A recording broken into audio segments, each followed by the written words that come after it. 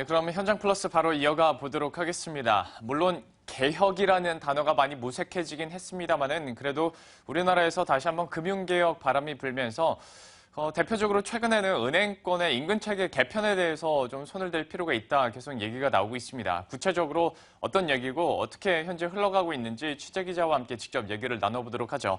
현재 경제금융부의 임명찬 기자 나와 있습니다. 어서 오십시오. 네, 안녕하세요. 네, 안녕하세요.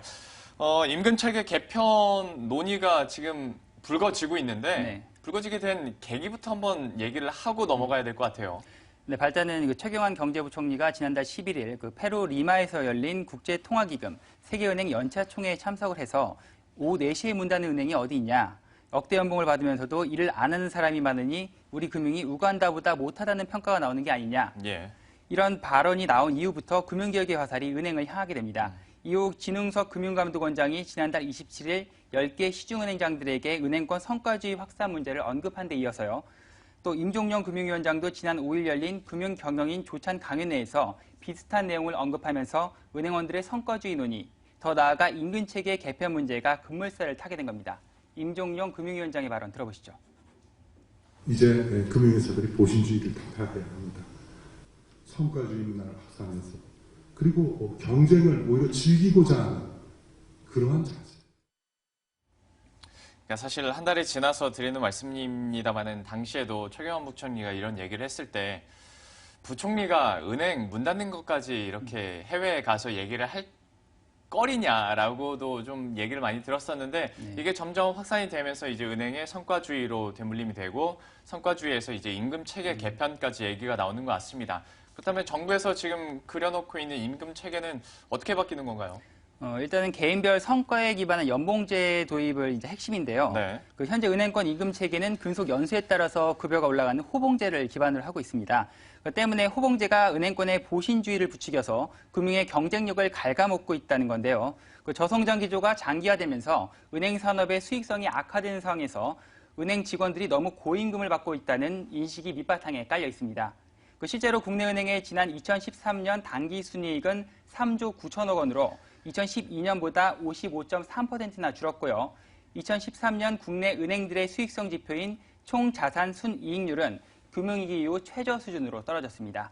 반면 금융업 임금체계 중 호봉제가 차지하는 비중은 91.8%에 달해 전산업 평균인 60.2%보다 무려 31.6%포인트나 호봉제 비율이 높았습니다. 예. 또 임금을 보면요. 지난해 국민신한, 하나, 우리 등 주요 시중은행 직원들의 평균 급여는 7,900만 원, 남자 직원만 놓고 보면 1억 원이 넘습니다.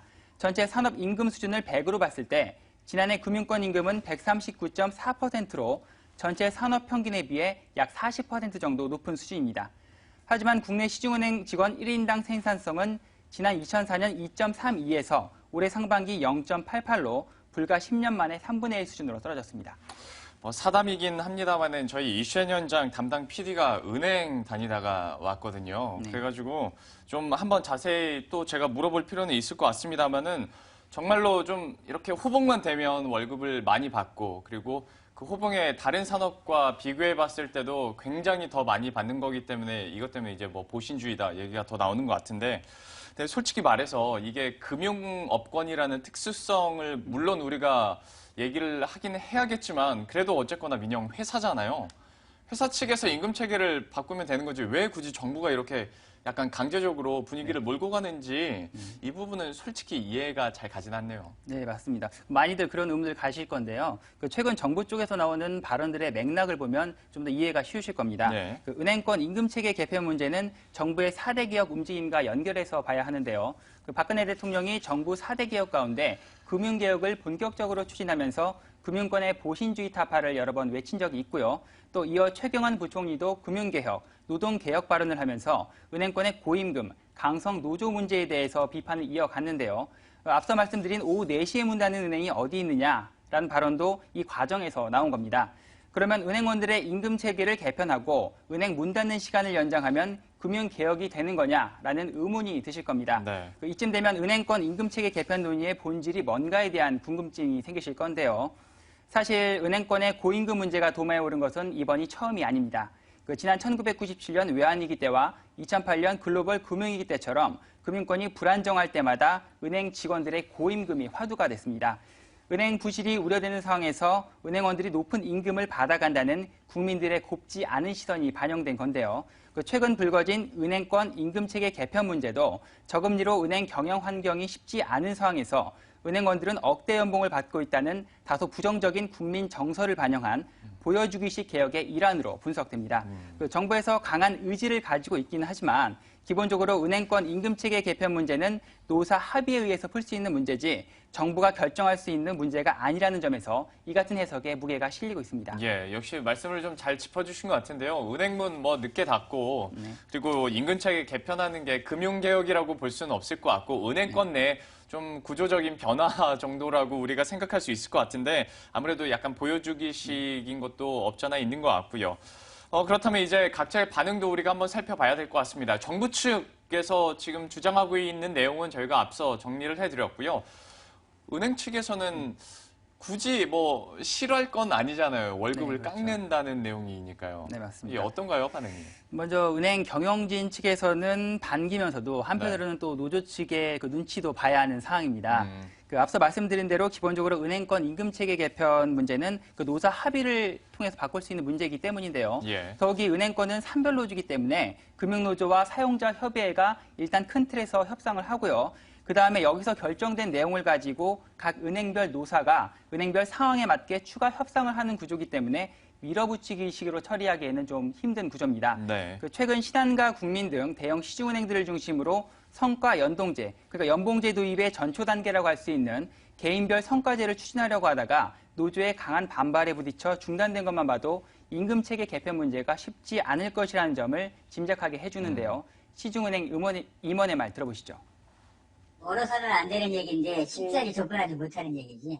개별로 하기는 너무 힘든 거야. 이게 이제 금노도 있고 개별 노조도 있고 금노도 있고 그러니까.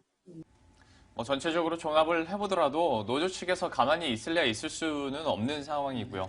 가장 중요한 사안이기도 하니까요. 그렇죠. 노조 측 반응 구체적으로 좀 어떻게 나오고 있나요? 은행권 노조에서는 이번 임금체계 개편 논의의 움직임의 배경에 어떤 의도가 있다고 보고 강하게 반발하고 있습니다. 네. 결국 성과 연동제에 의한 임금체계 개편이 저성과자와 고연령자의 퇴출을 위한 그 수단으로 악용될 가능성이 크다는 건데요. 김민석 금융노조 정책국장의 말 들어보시죠. 사실상 저성과자, 고연령자의 구조조정의 퇴출 수단으로 악용될 가능성이 크고요. 그리고 성과주의 도입은 단기 성과주의의 문제점을 야기하고 그리고 금융기관 간 과당 경쟁을 유발한다라고 저희는 우려를 하고 있습니다. 네, 노조 측에서는 은행 업권 특성상 개인별 성과 측정이 어렵다고 주장합니다. 예. 은행 영업점만 봐도 여신, 수신, 외국환 거래 등 다양한 직무로 구성이 돼 있고 개인이 아니라 팀 체제로 운영이 되기 때문에 개인에 대한 성과 평가 자체가 다양한 업무 체계를 반영하기 힘든 구조라는 겁니다.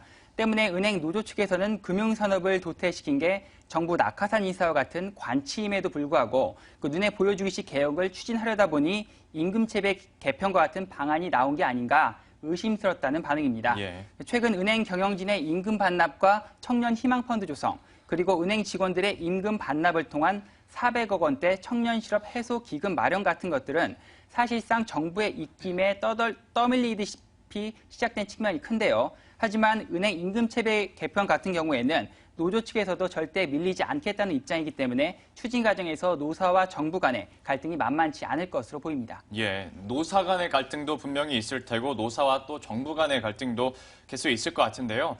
요즘에 임금체계 개편이라는 이 은행권의 문제가 화두가 되다 보니까 저희가 이 시간을 마련해서 팩트 확인은 다 해봤는데 개인적인 생각을 하나만 질문을 추가로 드리자면 사실 최경환 부총리의 발언부터 해서 약 한 달이 지났습니다. 그때까지는 뭐 박근혜 대통령 같은 경우에는 금융개혁에 대해서 힘을 실어주다 보니까 많이 핫했었는데 한 달이 지난 지금은 솔직히 금융개혁이 최대 화두라고 보기보다는 역사 교과서 국정화 논란이 막 있다 보니까 금융개혁은 좀 뒤로 처져 있어요. 법안 심사도 계속 미뤄지고 있고. 과연 이것이 정말 이루어질 수 있을까라는 생각도 드는데 직접 현장을 취재하니까요. 현장 분위기는 좀 어떤가요? 정말 금융개혁이 활발하게 좀 돌아가고 있는 건가요? 네, 일단 정부 입장에서는 열심히 노력은 하고 있습니다. 하지만 아무래도 이제 현실적인 제약 같은 것들이 많이 있는 게 민간과 소통을 해서 해야 되는 측면이 있기 때문인데요. 예. 대부분 시중은행에서는 아무래도 이번 최경환 부총리로부터 시작되는 이런 금융개혁 같은 것들이 내년 총선을 앞두고 어떻게 보면 좀 여론을 좀 등에 업고 예. 추진하려고 너무 좀 과도하게 밀어붙이는 게 아닌가 예. 하는 그런 좀 의심의 눈초리들이 있습니다. 약간 후보자들 공약 발표하듯이 네, 예, 그렇습니다. 다음 총선을 위해서 약간 정치권의 문제도 좀 섞여 있다 보니까 약간은 현재 좀 지지부진해지는 것 같습니다만은 그래도 내년 총선까지는 이런 얘기들이 계속 흘러나올 것은 또 확실한 것 같습니다. 전반적으로 은행권 임금체계 개편에 대해서 한번 논의를 해봤습니다. 지금까지 경제금융부의 임명찬 기자와 함께 얘기 나눴습니다. 고맙습니다. 감사합니다.